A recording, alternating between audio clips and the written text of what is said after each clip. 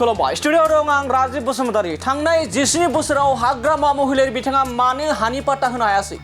आरो मा जाहोनाव थांनाय 17 बोसोराव हानि जेंनाखौ मावासै मानो नोजोर होआसै आरो बे गोख्रों सोंथिखौ खालामदों बिटिआरनि गाहाय मावफुं सोद्रोमा थामहिनबा बिटिआरनि सीएम प्रमोद बर' बिथाङा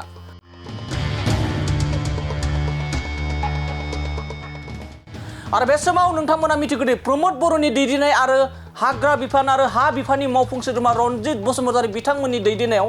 बिटिआरआव 50निबो एबा 50,000निबो बांसिन नखरनो हानि पाट्टा होबाय आरो आथिखालनि सरकारा फोरमायनाय बायदिब्ला बे 2 बोसोराव एबा फैगौ 2 बोसोराव 100% हानि जेंनाखौ मावफुंगोन नाथाय हाग्रामा महिलारि बिथाङा फैगौ समाव बिपिएफ सरकार फैब्ला हानि पाट्टाखौ सिगां मावग्रोगोन होननानै माखासे मेल मिटिं लानायाव बाथ्रा बुंबाय थानायखौ नोंथांमोना मिथिखागौ आरो खोनाबाय थादों आरो हाग्रामा महिलारि बिथाङा थांनाय 17 बोसोराव हानि पाट्टा होनो हायासै नाथाय फैगौ समाव सरकार फैयोब्लासोदि हानि पाट्टा होनो ओंखारनाया बेसेबां गनायजाथाव बे मोनसे गिदिर सोंथि बे समाव बयबो मिथिगौदि हाग्रामा महिलारि बिथाङा बुंगासिनो दि बिपिएफआ सरकाराव फैयोब्ला सिगांग्रो हानि जेंनानि खामानि मावगोन नाथाय हाग्रामा महिलारि बिथांनि बे साननाय आरो बुंनाया सिमांल' जागोन नामा बेयो मोनसे गिदिर सोंथि जेराव प्रमोद बर'नि दैदेननाय इउपिपिएल सरकारा थांखि लादों दि बिटिआरआव हानि जेंनाखौ फैगौ 2 बोसोरावनो 100% सुस्रांगोन एबा हानि पाट्टाखौ होजोबगोन होननानै बिथाङा बुंनायखौ बे समाव नुना मोननाय जादों अब्ला हाग्रामा महिलारि बिथाङा माखौ हानि पाट्टा होगोन बेखौ फैबाय थानाय समावसो मिथिसिगोन लोगोसे बिटिआरनि सीएम प्रमोद बर' बिथाङा बुंबावदि हाग्रामा महिलारि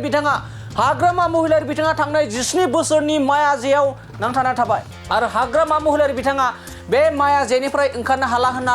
बुंबावो आरोबाव लोगोसे बुंबावदि हानि जेंनाखौ लानानै हाग्रामा महिलारि बिथाङा बिसायख'थि गेलेनो नागिरदों नाथाय हानि जेंनाखौ लानानै फैबाय थानाय समाव हाग्रामा महिलारि बिथाङा बाथ्रा बुंनो हाला मानो होनना बुंब्ला आथिखालनि इउपिपिएल सरकारानो थामहिनबा आथिखालनि प्रमोद बर'नि दैदेननाय इउपिपिएल सरकारानो हानि जेंना आरो हानि पाट्टाखौ 100% बिटिआरआव मावफुंगोन एबा सुस्रांगोन होननानै रोखा बुंथिदों बे समाव बिटिआरनि गाहाय मावफुं सोद्रोमा प्रमोद बर' बिथाङा हानि पाट्टाखौ लानानै हाग्रामा महिलारि बिथांनि सायाव माबायदि फिनजाथाय होदों जों आबुङै मिथिना लानै 17 বছৰতো নিদিলে তো 17 বছৰত কিয় নিদিলে সেইটো আগতে উত্তৰ দিয়ক তেখেতে 17 বছৰত 15,000 মাটিৰ পাট্টা দিব নোৱাৰিলে আমি 3 বছৰত প্ৰায় 1 লাখ দিবলৈ গৈ আছো এতিয়া আমাৰ 96 হৈ গ'ল 96,000 আমি 1 লাখ দিবলৈ গৈ আছো আৰু 2টা বছৰত তেখেতৰ পাট্টা দিবৰ কাৰণে আৰু কোনো নাথাকিব সবৰো পাট্টা হৈ যাব গতিকে এই ইস্যুটো লৈ পেলাই তেখেতে ইলেকশ্যন খেলিব নোৱাৰিব হাগ্ৰামা মহিলাৰী ডাঙৰীয়াই 17 বছৰত নিজে পাতি থোৱা জালত পৰিছে আৰু সেই জালৰ পৰা তেখেতে ওলাই আহিব নোৱাৰে ইয়াত আমিও তেখেতক সহায় কৰিব নোৱাৰো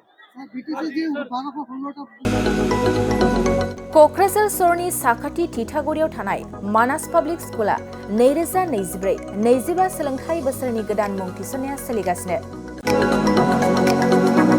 थिथागुरियाव थानाय इंराजि बिजोंनि मानास पाब्लिक स्कुलाव दासान्दि नार्सारिनिफ्राय 8 थाखोसिम गोदानै मुं थिसननाया सोलिगासिनो बे फरायसालियाव गुनगोनां सोलोंथाइ होनायजों लोगोसे फरायसाफोरनि थाखाय दं मोजां खाबुफोर थाखो फोरोंथायनि अनगायैबो yoga classes basic computer education English speaking skill maths and science projecting highly experience faculty आरो स्मार्ट क्लासेसनि खाबुफोर दं बेजों लोगोसेनो बे फरायसालियाव हौवासा आरो हिन्जावसानि थाखाय आलादा हस्टेलबो दं गोसो गोनां बिजाथिफ्रा थिथागुरिनि मानास पाब्लिक स्कुलाव मुं थिसनोब्ला नैबे जानबुं नाम्बार 6000853288 6000489621